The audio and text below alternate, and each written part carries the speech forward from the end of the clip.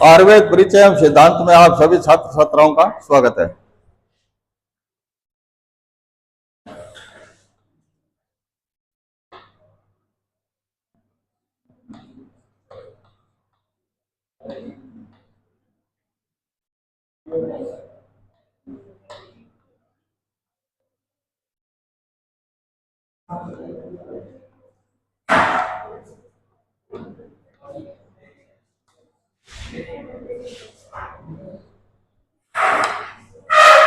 आज अपन पढ़ेंगे वीर्य निरूपण।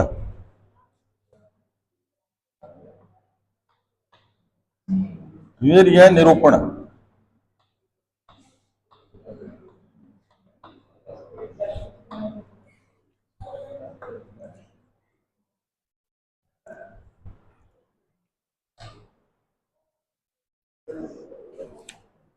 वीर्य क्या शब्द है? अरे किताब नहीं है क्या किसी के पास?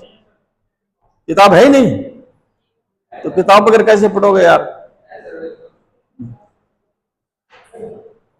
एक किताब ले लो, उसमें किताब है नहीं क्या आपके पास?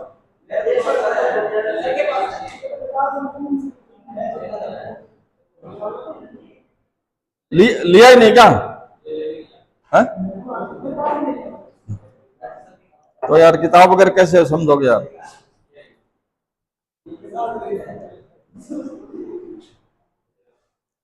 वीर्य शब्द का मतलब क्या है कि द्रव्य की शक्ति।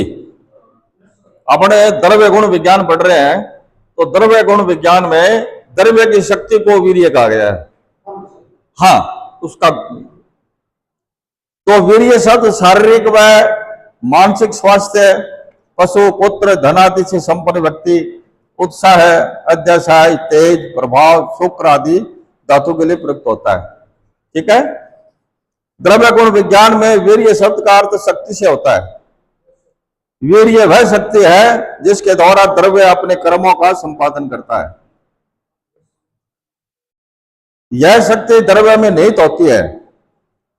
वीर्य की व्युत्पत्ति व निरुक्ति क्या है? वीर धातु में यत प्रत्यय लगने से वीर्य शब्द बनता है। वीर विक्रांतो धातु से वीर्य शब्द बनता है जो सामर्थ्य अर्थ में प्रयुक्त होता है। वीर्यते विक्रांत क्रम समर्थो भवति अनेन इति वीर्यम।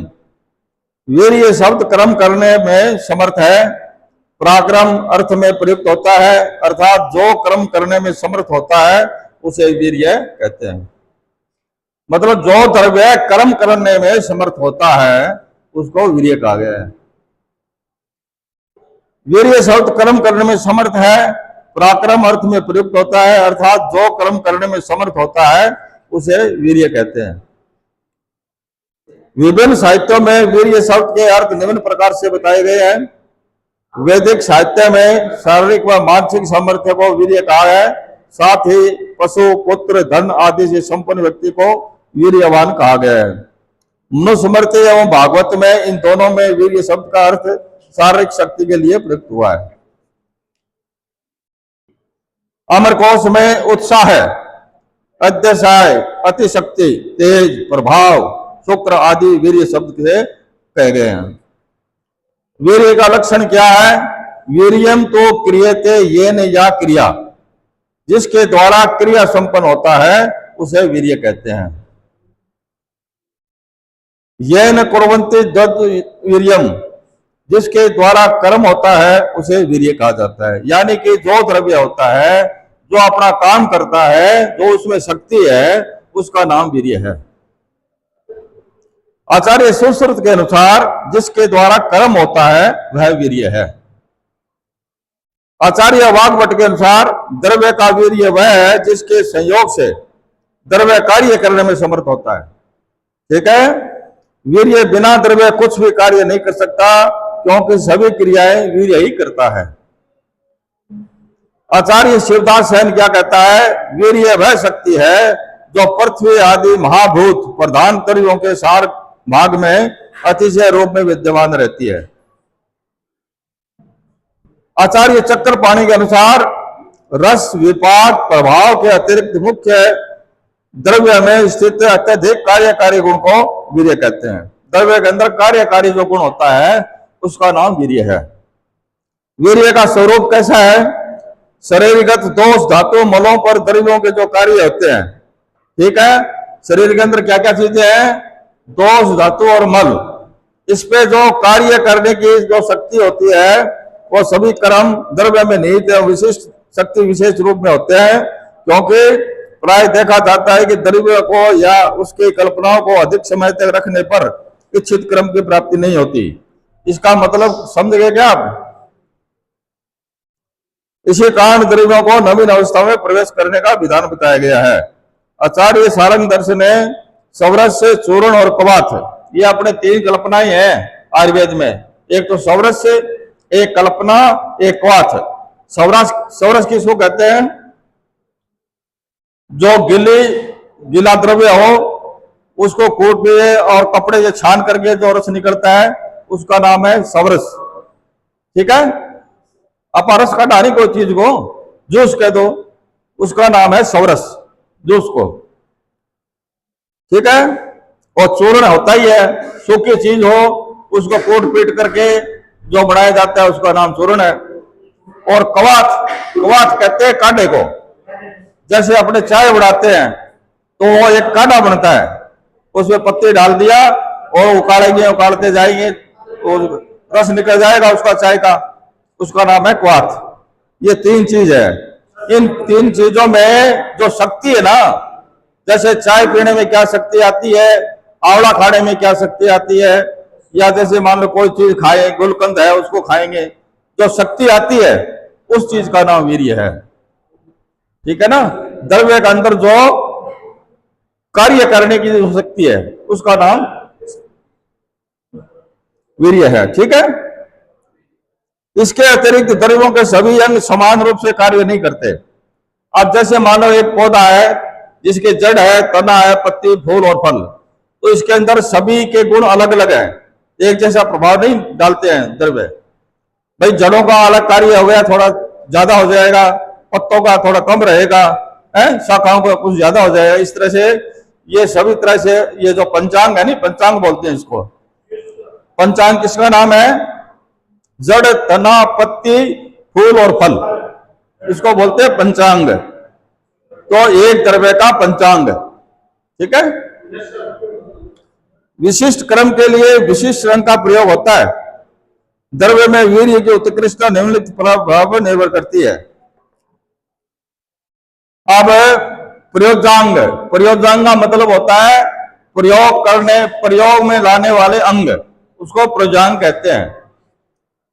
प्रयोग में लाने वाले अंग को प्रयोगांग कहते हैं। जैसे एक पौधा है, उसका हम कौन सा अंग प्राप्त करेंगे, कौन सा अंग लेंगे जिसका काम में लेना है, ठीक है, उसका नाम है प्रयोगांग।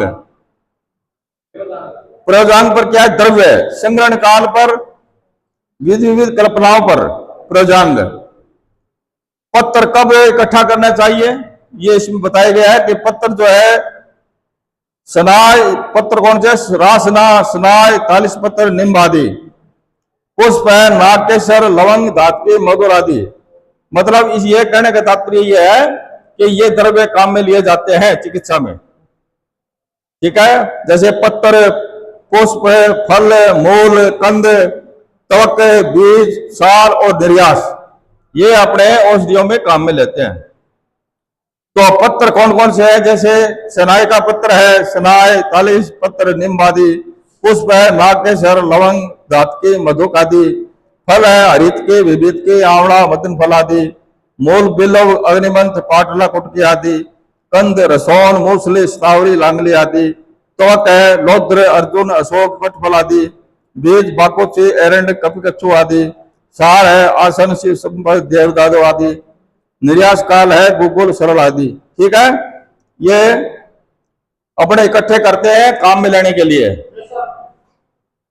द्रव्य संग्रह काल, काल का मतलब समय, भाई कौन सा द्रव्य है, किस काल में अपन संग्रह करेंगे। तो ये इसके नीचे सारणी दी गई है। जैसे पत्र है, पत्र अपने वर्षा ऋतु और बसंत ऋतु में इकट्ठा करते हैं, गर्मी में, ठीक है। शाखा है वर्षा और बसंत। रात्रि घंटे के अनुसार ये आचार्य है ना, दोनों चरक और राजघंटो, ये दोनों अलग अलग बता रहे हैं कि शाखा है वो वर्षा और बसंत में इकट्ठे किए जा सकते हैं। मूल है, मूल का मतलब जड़, ग्रीष्म और शिशिर ऋतु में। त्वक का मतलब होता है त्वचा, उसकी जो ऊपर अपन बोलते हैं छाल, उसको त्वक बोलते हैं। शरद ऋतु में कंद माने उसकी जड़, शरद में क्षीर, क्षीर माने दूध। जो कई ऐसे तने पौधे हैं जिसका दूध निकलता है, जैसे वट वृक्ष है, पीपल है ना, इसका दूध निकलता है, तो शरद ऋतु में इसको इकट्ठा करना चाहिए। हाँ, पुष्प है, फूल है, जैसे मान लो इकट्ठे कब करने चाहिए, यथा ऋतु के अनुसार।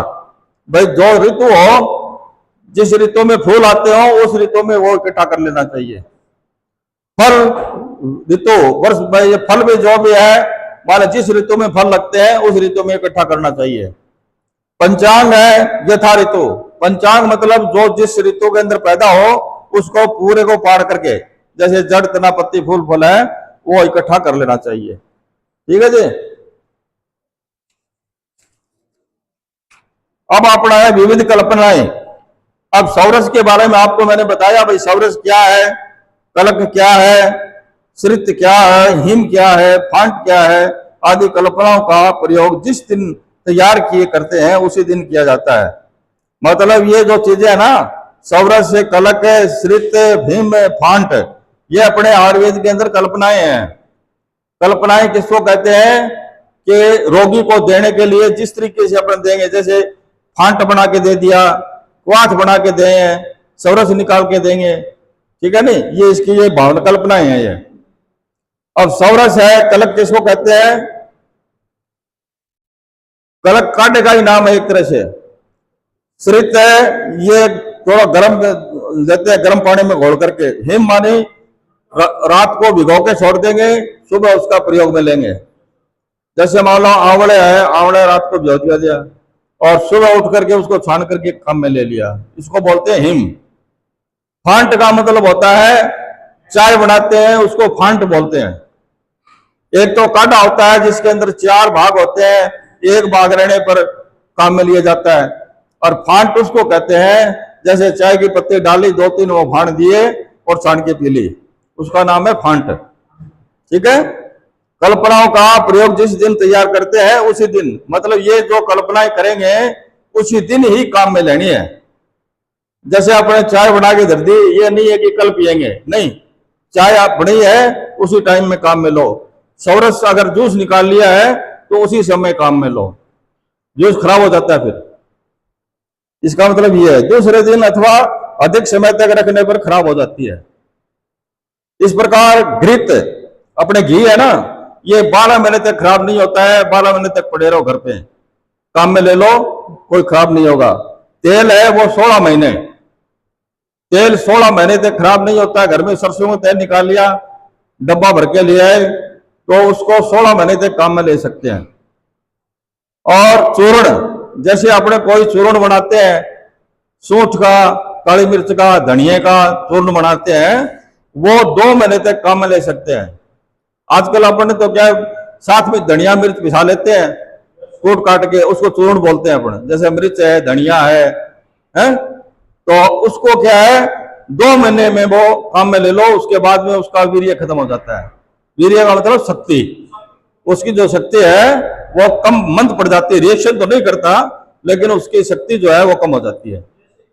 हाँ, अवले है, अवले है किसको कहते हैं, अवले है किसका नाम है, जो चाटने योग्य हो, अवले है। जैसे च्यवनप्राश है, च्यवनप्राश को अपन चाटते हैं ना, शहद है, च्यवनप्राश है, ये चाटते हैं, उसको अवले बोलते हैं। गुणकार 12 महीने तक वो खराब नहीं होता। अगर च्यवनप्राश का डब्बा घर पे पड़ा है तो 12 महीने तक उसको काम में ले सकते हैं। शहद है वो 12 महीने तक काम में ले सकते हैं, घी है वो 12 महीने तक काम में ले सकते हैं। ये अलग अलग काल है इसका।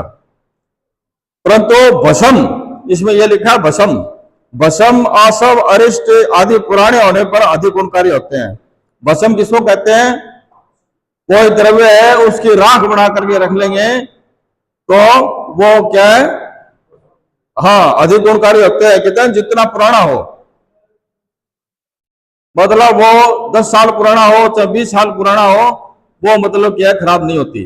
भस्म, आसव और अरिष्ट, ये अपने आयुर्वेद में आती है। आसव अरिष्ट, आसव किसको कहते हैं? आसव बाजार में मिलती है, और आपने देखा होगा आसव अरिष्ट दो तरह की चीजें ऐसी सी आती है पीने की। तो आसव उसको कहते हैं, जैसे द्रव्य है अपन किसका बना रहे हैं, उसको रात को छोड़ देते हैं, सुबह उठ कर घोल करके उसका छान लेते हैं, उसका आसव। एक होता है अरिष्ट, जैसे शराब वगैरह निकालते हैं उसी हिसाब से ये द्रव्य भिगो करके छोड़ देते हैं। उसके बाद में नाड़ी यंत्र के द्वारा, नाड़ी यंत्र के द्वारा वो अपने भाप से जो बूंद बनेगी ना, उसको कहते हैं अरिष्ट। जैसे दारू निकालते हैं ना, वो उसी का नाम अरिष्ट है। वीर्य के स्वरूप के संदर्भ में मतभेद है। गुण वीर्यवाद, कर्म वीर्यवाद, द्रव्य वीर्यवाद। गुण वीर्यवाद क्या है? आचार्य चरक सुश्रुतवा वाग्भट गुण वीर्यवाद को मानते हैं। इसके अनुसार द्रव्य में आश्रित उत्कृष्ट गुण वीर्य है। इस संदर्भ में दो मत मिलते हैं, शक्ति वीर्यवाद, परिभाषिक वीर्यवाद। शक्ति वीर्यवाद क्या है? इस मत के आचार्य चरक वीर्य को शक्ति मात्र वचन मानते हैं। इसे रस गुण विपाक प्रभाव आदि अपने अपने कार्य करते हुए शक्ति के पर्याप्त के रूप में वीर्य संज्ञा को प्राप्त होते हैं। अर्थात द्रव्य के रस विपाक आदि क्रम इसी शक्ति के द्वारा संपन्न होता है। इसी को शक्तिवाद है। बात एक ही है कि द्रव्य के अंदर शक्ति का नाम वीर्य है। परिभाषिक वीर्यवाद क्या है? इस मत को आचार्य वाग्भट सुश्रुत मानते हैं। इनके अनुसार उत्कृष्ट शक्ति, मतलब ये द्रव्य की उत्कृष्ट शक्ति संपन्न गुण वीर्य है। गुरु लघु आदि गुण जब उत्कृष्ट शक्ति संपन्न होते हैं उन्हीं वीर्य संज्ञा को हो जाती है, अन्यथा शक्तिहीन होने पर इनकी गुण संज्ञा नहीं होती। कर्म वीर्यवाद क्या है? आचार्य नागार्जुन कर्म वीर्यवाद को मानते हैं। उनके अनुसार न तो रस आदि को तथा न ही गुण को वीर्य माना जाता है, क्योंकि रस व गुण के समान होने पर भी कर्म में विशिष्टता पाई जाती है। इसी कारण कर्म लक्षण वीर्यम कहा है। मंडूक वर्णिका मेघ विक्रम दंती का विरेचन कर्म से मध्य व विरेचन वीर्य होना सिद्ध होता है। ये अपने आचार्य हैं, अलग अलग मत भेद है इनका। द्रव्य वीर्यवाद, इस मत के आचार्य शिवदास सेन द्रव्य के उत्कृष्ट अंश को वीर्य मानते हैं। मतलब कहने का तात्पर्य यह है, जो उत्कृष्ट यानी उत्कृष्ट गुण हो, उसमें कार्य करने की शक्ति हो, उसको अपने वीर्य मानते हैं। वीर्य शक्ति सात है पृथ्वी अद्य नाम भूतानाम, यह सार भाग 10 निरूपा बोधा। वीर्य शक्ति है तथा वह पृथ्वी आदि महाभूतों के सारा तीर्थयांश में रहती है। द्रव्य में दो प्रकार की शक्ति रहती है। द्रव्य के अंदर दो प्रकार की शक्ति रहती है, एक तो चिंत्य शक्ति, एक अचिंत्य शक्ति। चिंत्य शक्ति क्या है? जिसके कर्म के व्याख्या रस गुण वीर्य आदि के आधार पर की जा सके, उसे चिंत्य शक्ति कहते हैं। अचिंत्य शक्ति जिसके कर्म की व्याख्या रस आदि के द्वारा नहीं की जा सकती, उसे अचिंत्य शक्ति कहते हैं। आधुनिक विद्वान द्रव्य के उत्कृष्ट अंश एक्टिव प्रिंसिपल को वीर्य स्वीकार करते हैं। वीर्य मतलब आधुनिक विज्ञान भी वीर्य को मानते हैं, और शक्ति को, द्रव्य की शक्ति को। वीर्य की संख्या के संबंध में निम्नलिखित मत है। शक्ति वीर्यवाद अनेक, गुण वीर्यवाद अष्टविध, कर्म वीर्यवाद असंख्य तथा 15 प्रकार। शक्ति वीर्यवाद इस मत के आचार्य चरक है। चरक के शक्ति मात्र को वीर्य कहा गया है। द्रव्य के तरस विभाग आदि कर्म इसी शक्ति के द्वारा होता है। अतः इनमें से जो प्रबल हो, उसी जिसके द्वारा कर्म संपादित होता है, उसी में शक्ति का अधिष्ठान होता है। इस आधार पर वीर्य अनेक प्रकार के माने गए हैं। गुण वीर्यवाद, परिभाषिक वीर्यवाद, इस संबंध में दो मत मिलते हैं। द्विविध वीर्यवाद, इस मत के आचार्य शीत व औष्ण दो प्रकार के वीर्य मानते हैं। इसके लिए निम्न युक्ति देते हैं। काल की दृष्टि से इस जगत को शीतकाल उष्ण काल में विभाजित किया जाता है। पुरुष की उत्पत्ति में शुक्र, सौम्य तथा आर्तव आग्नेय को कारण माना गया है। पंच महाभूतों में शीत तथा उष्ण, इन दो महाभूतों की अधिकता होती है। इस जगत में जिस प्रकार व्यक्त अव्यक्त दो अवस्थाएं होती हैं, उसी प्रकार वीर्य भी दो प्रकार के माने गए हैं। अष्टविध वीर्यवाद, उत्कृष्ट शक्ति संपन्न गुण वीर्य कहलाते हैं। गुरुवादी अष्टविध उत्कृष्ट शक्ति संपन्न होने के कारण इनकी वीर्य संज्ञा होती है। अतः वीर्य 8 प्रकार के माने गए हैं। वीर्य कितने प्रकार के माने गए हैं? 8 प्रकार के। वीर्य 8 प्रकार के है। गुरु, लघु, स्निग्ध, रुक्ष, तीक्ष्ण, मृदु, शीत और उष्ण। ये ध्यान रखना है, ये क्वेश्चन आने वाले होते हैं ऐसे, ठीक है। वीर्य 8 प्रकार के होते हैं। अष्टविध वीर्य मानने में निम्नलिखित उक्तियां मिलते हैं। इसमें लिखा है सत्योत्क्रम, इनमें अन्य गुणों की अपेक्षा शक्ति अधिक होती है। समग्र गुण सारता, द्रव्याश्रित सभी पदार्थ में गुरुवादी सारवान गुण होते हैं। बहुलता, द्रव्य में गुरुवादी गुण अन्य गुणों की अपेक्षा अधिक मिलते हैं। व्यवहार मुख्यता, व्यवहार में गुरुवादी गुणों का उपयोग अधिक होता है। उपयोगिता, शारीरिक गुणों की शक्ति से गुरुवादी गुण अधिक होती है। सबलता, प्रबलता के कारण रस को विपाक तथा इन दोनों गुरुवादी अष्टगुणों विभक्त कर देते हैं। कर्म वीर्यवाद, आचार्य नागार्जुन कर्म को वीर्य मानते हैं, अतः इस मत के अनुसार वीर्य की संख्या निर्धारित नहीं है। कर्म के अनुसार वीर्य अनेक प्रकार के होते हैं। इस संप्रदाय का आचार्य निमि ने 15 प्रकार के वीर्य माने हैं। हाँ, निमि एक आचार्य हुआ है, उसने 15 माने हैं।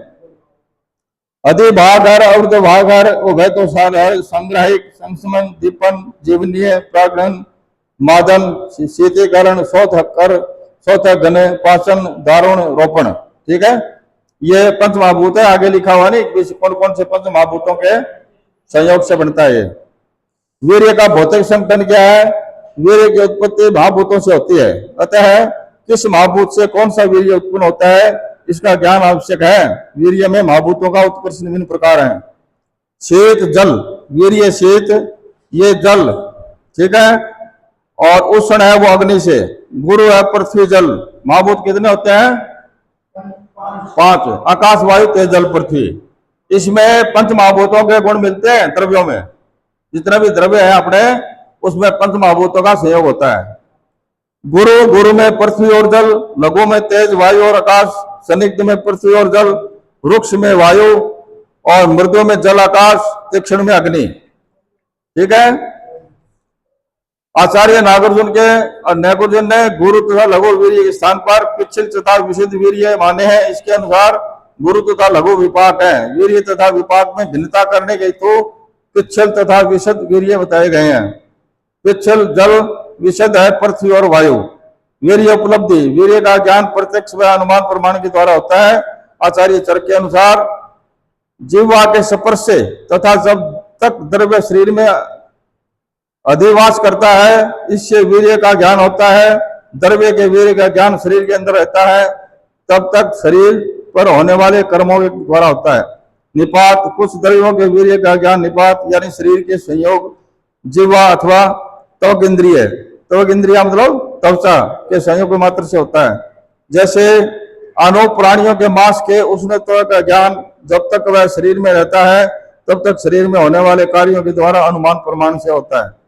निपात तथा अधिवास, कुछ द्रव्यों के वीर्य का ज्ञान निपात और अधिवास दोनों के द्वारा किया जाता है। जैसे चित्रक, भल्लातक के तीक्ष्णत्व, उष्णत्व का ज्ञान निपात और अधिवास दोनों में होता है। निपात क्या है? प्रत्यक्ष, अधिवास अनुमान और निवात प्रत्यक्ष अनुमान। ये 3 चीज दी गई है इसमें। ये 3 चीज क्या है?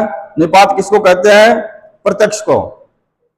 अधिवास कहते हैं अनुमान को, अनुमान लगाया जाता है। और निवात ये है प्रत्यक्ष अनुमान। भाई प्रत्यक्ष चीज को दिख रही है, अपना अनुमान लगा रहे हैं। जैसे मान लो एक पहाड़ है और उसके पीछे धुआं निकल रहा है, ये अपने प्रत्यक्ष है, तो प्रत्यक्ष अनुमान लगाएंगे वहां अग्नि जल रही है, ये है प्रत्यक्ष अनुमान। और एक वैसे अनुमान लगाएंगे, भाई कोई चीज पड़ी है, आपने अनुमान लगाया यार ये पत्थर है, कांच है या कोई और चीज है, ये प्रत्यक्ष अनुमान है। अच्छा, इनमें अष्टविध वीर्य का ज्ञान निपात से विविध इंद्रियों के द्वारा होता है। मृदु, शीत, उष्ण स्पर्श इंद्रिय द्वारा होता है। ये क्या? प्रत्यक्ष। प्रत्यक्ष किसके द्वारा होता है? स्पर्श इंद्रिय द्वारा, जो अपनी त्वचा है ना उसके द्वारा। विशद पिछल है स्पर्श इंद्रिय और चक्षुर इंद्रिय द्वारा। स्निग्ध रुक्ष है चक्षुर इंद्रिय द्वारा। तीक्ष्ण है रसेंद्रिय द्वारा। वीर्य का निर्धारण आचार्य चरक ने वीर्य निर्धारण के संदर्भ में एक सामान्य सिद्धांत बताया है। जिन द्रव्यों का रस विपाक मधुर होता है, ठीक है, जिन द्रव्यों का रस से विपाक मधुर होता है उनका वीर्य शीत, जिनका रस तथा विपाक अम्ल होता है उनका वीर्य उष्ण, जो रस विपाक में कटु होते हैं वे द्रव्य उष्ण वीर्य वाले होते हैं। ठीक है, अनुपमास रस है जैसे मधुर, आमल के अम्ल, सैंधव, लवण, अरक तिक्त, अरोम तिक्त, गुरुचि तिक्त, हरित की कषाय, वृत पंचमूल तिक्त कषाय। आचार्य सुश्रुत के अनुसार मधुर तिक्त कषाय रस वाले द्रव्य शीतवीर्य होते हैं। कटु अम्ल और लवण रस वाले द्रव्यों का वीर्य उष्ण होता है।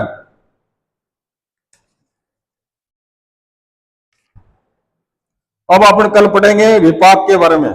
आज वीर्य हो गया, कल पढ़ेंगे विपाक के बारे में।